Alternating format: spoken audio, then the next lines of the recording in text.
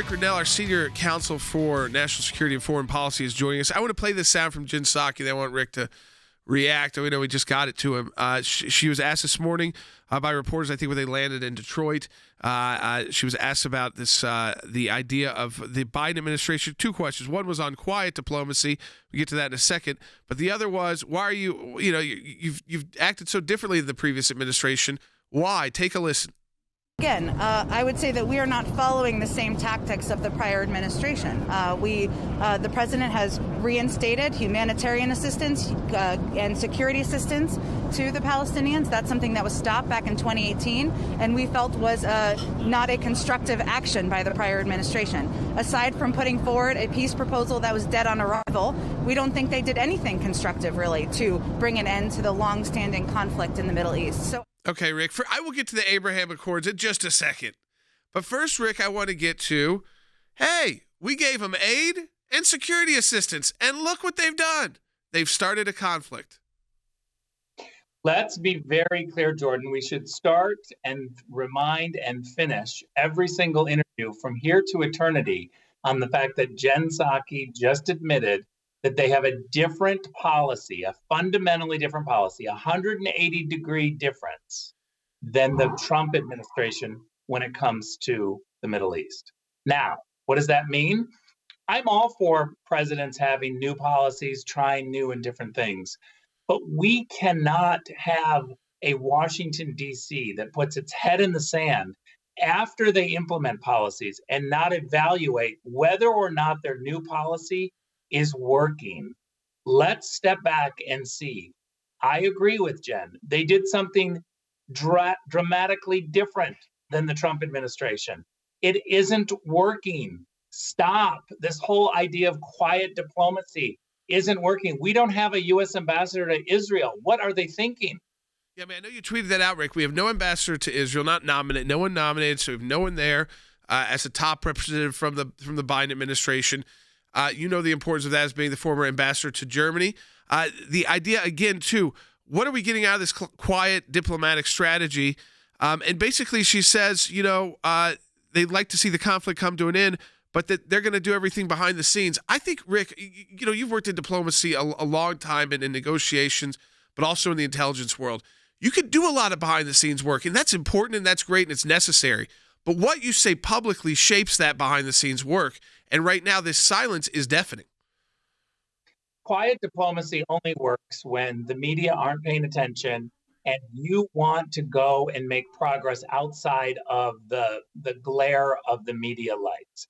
And by the way, the Trump administration did that a couple of times. I certainly know firsthand, we did it in Venezuela. We tried to do it in Venezuela. I think it's important to be able to have a State Department and a diplomatic corps that can do both quiet diplomacy and loud diplomacy. The fact of the matter is, Jordan, we have a crisis in the Middle East. We have a crisis on the border. And the Biden administration thinks somehow quiet diplomacy is working in both. I have news for them. Neither one is working. They need to switch gears. They need to recognize that giving money to the Palestinians backfired. It didn't work. The Middle East got worse. The Israeli-Arab conflict got worse because they are funding the Palestinians. I'm glad she admitted it. I'm glad that she's telling the world that we're giving them money, because I've been very concerned. Where did they get the money for the thousands and thousands of rockets that they're launching? Well, now we know. Jen Psaki just admitted the Biden administration, Americans have given the Palestinians the money. Mr. Ambassador, let me ask you something. What kind of message is the fact that the Biden administration has not named a U.S. ambassador to Israel? What kind of message is that sending to the world, to Israel, to the Palestinians, to the Europeans, and so forth?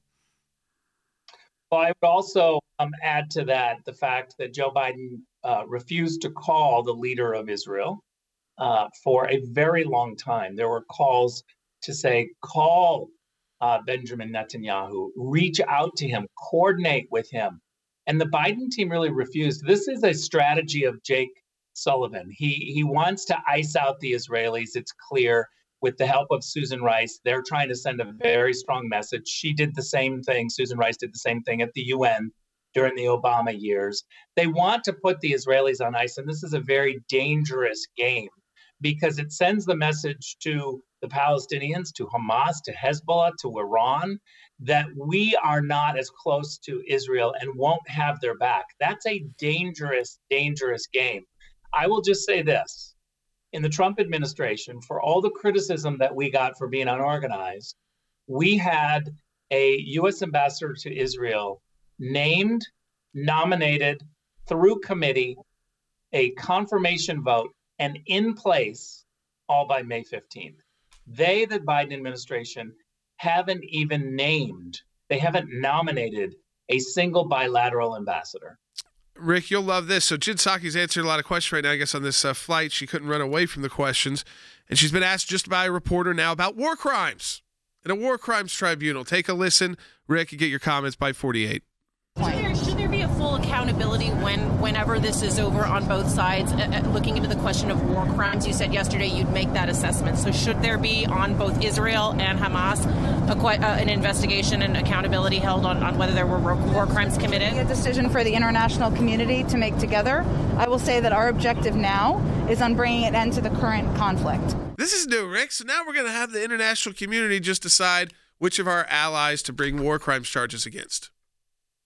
Let's be very clear what she just did. She just allowed the UN Security Council to veto America's policy.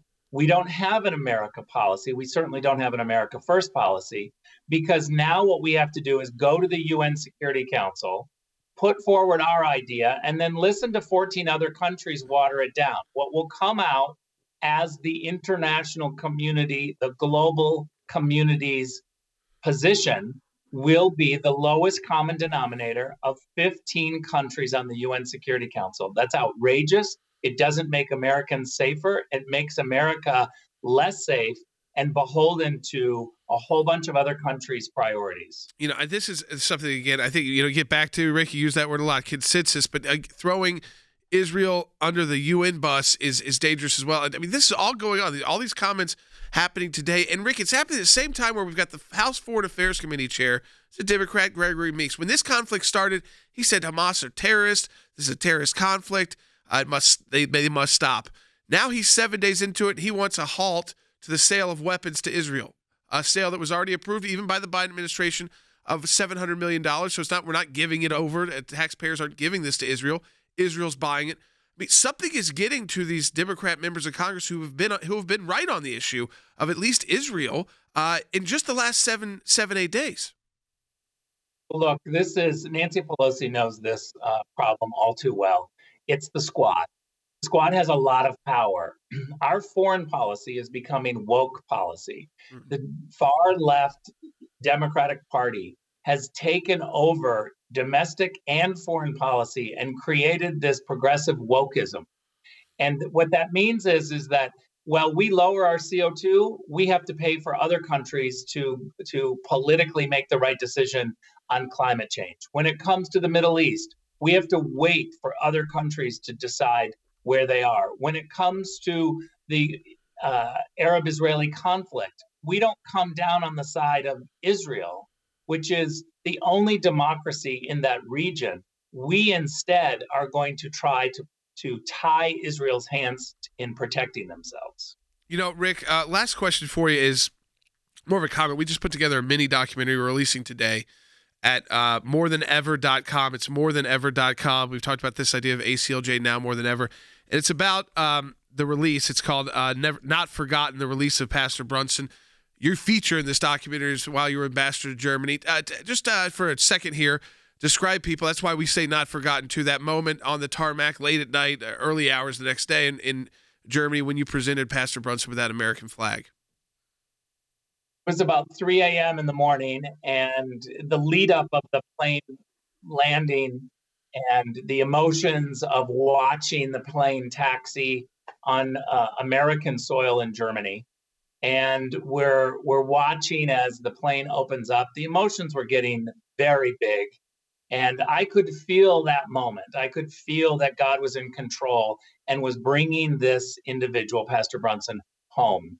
It was incredibly emotional. And as he walked down the stairs of that plane, and I was at the bottom of the stairs with an American flag, I had to struggle to keep my emotions intact, because I knew in that moment that the pastor, the great Pastor Brunson, did not need to see a U.S. ambassador too emotional. And so when he got down, we had our moment. I gave him the flag.